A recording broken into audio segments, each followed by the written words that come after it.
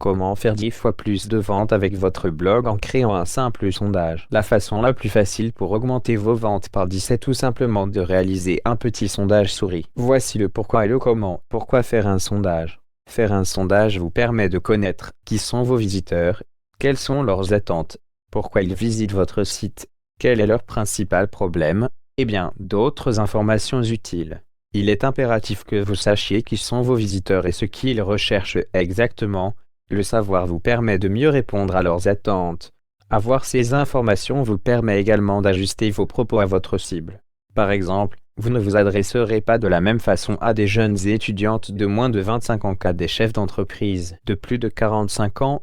Un exemple concret de résultat de sondage: près de 80% de ceux qui ont répondu sont des hommes. Plus de 75% ont plus de 35 ans. Près de 65% vivent en couple. Près de 70% des enfants. Ce sont des informations très importantes car si je veux leur proposer d'acheter un produit, je pourrais alors utiliser ces informations pour rédiger un argumentaire de vente qui collera parfaitement à ma cible. C'est-à-dire des hommes de plus de 35 ans, vivant en couple et avec des enfants.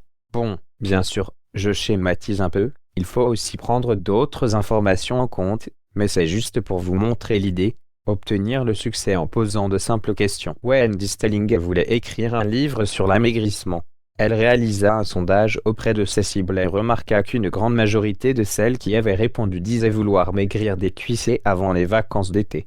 Forte de ces deux informations, elle écrivit le livre Thin Size in 30 Days, 30 jours pour maigrir des cuisses, et le lança le 15 avril. Son livre devint l'un des plus grands succès de librairie en seulement 3 mois.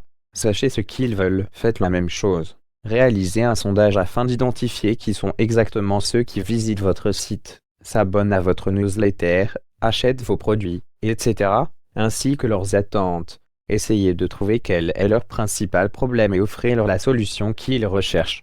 Vous ferez beaucoup plus de ventes en proposant à vos listes un produit qu'ils recherchent vraiment et qui va résoudre un de leurs problèmes, plutôt qu'à essayer à tout prix de leur vendre un truc dont ils n'ont pas besoin et qu'ils n'ont pas demandé. Comment réaliser un sondage? Je sais qu'il est possible de réaliser des sondages avec Google Documents. Vous trouverez pas mal de tutoriels qui expliquent comment faire sur Internet. Par exemple, si vous voyez qu'un grand nombre de ceux qui ont répondu à votre questionnaire ont utilisé l'expression « pour mes enfants », alors vous pourrez utiliser « pour vos enfants » dans vos pages de vente afin de tirer sur les cordes sensibles. Si vous voyez qu'une grande majorité fait référence aux « fins de mois difficiles », alors vous pourrez mettre dans votre argumentaire de vente « pour ne plus avoir de fin de mois difficiles ». Bref, vous saisissez l'idée souris. Alors si vous avez des listes, un site ou un blog mais que vous n'avez pas encore réalisé de sondage, eh bien, dépêchez-vous de le faire. Vous pouvez augmenter considérablement votre chiffre d'affaires, sans avoir besoin de plus de trafic, tout simplement en découvrant qui sont vos visiteurs, ainsi que leur motivation profonde.